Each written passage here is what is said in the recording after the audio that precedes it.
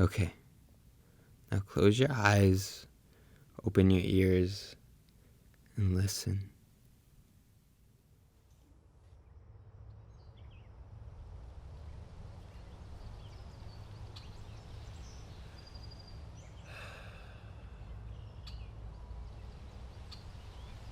Oh, crap. Sorry, that's my bad, guys. My bad. Sorry. Let's give it another try. Let's take it from the top. Alright, now that we got that out of the way, rather than telling you what to do, I'm going to ask you a question. When was the last time you really just sat with yourself in silence, sat with your wins and your losses, your certainties and your doubts, your angels and your demons? Odds are it's been a little while, which leaves us with the question of why.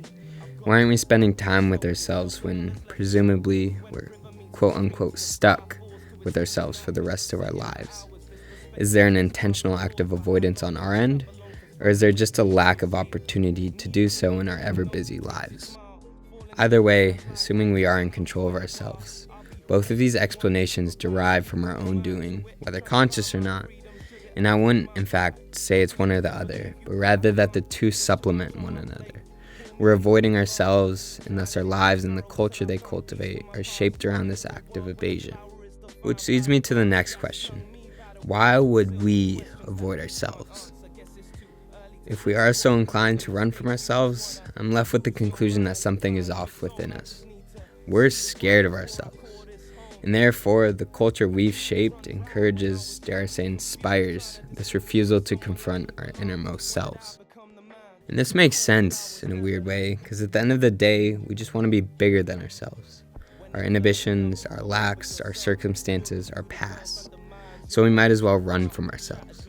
However, what we're missing is that in order to be bigger than ourselves, we have to take a real, hard, honest look at our most vulnerable self, which can be challenging, even disturbing, as if we are already running from ourselves, there must be some trauma that we're trying to escape, and consequently, reflecting on ourselves and our respective pasts could be equated to reliving the humiliation we're trying to escape in the first place. So, we stuff that voice of reason telling us to confront ourselves in a box and repress it. But, as the law of conservation of energy has taught us, energy can neither be created nor destroyed, and so goes with our emotions. So, we try to pile more on top of that box. As the phrase goes, out of sight, out of mind. By taking more in, we assume some must come out, and thus it is through consumption that we attempt to escape ourselves and our human nature. And not just consumption in the sense of material goods, but in the incessant desire for entertainment, excitement, gratification, acquisition, climax.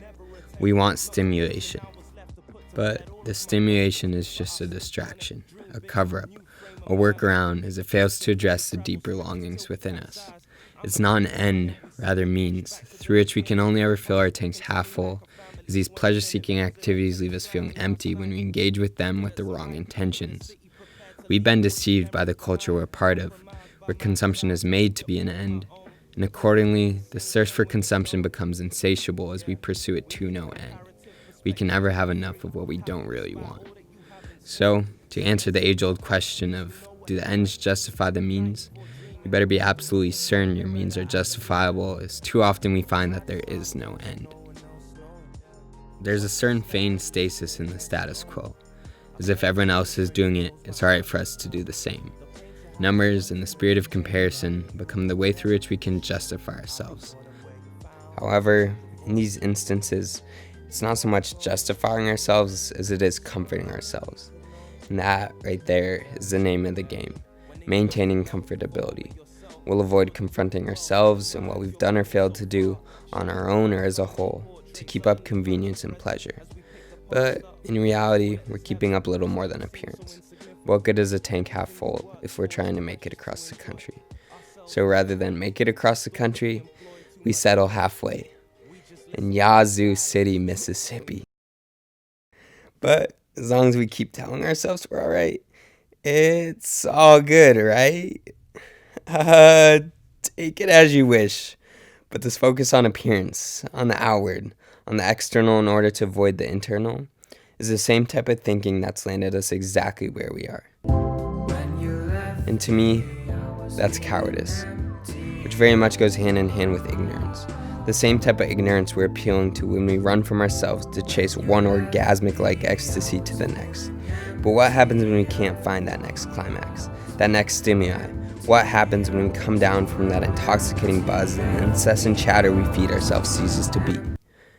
You're left with yourself, and I hope you can take the silence that sits between the sirens.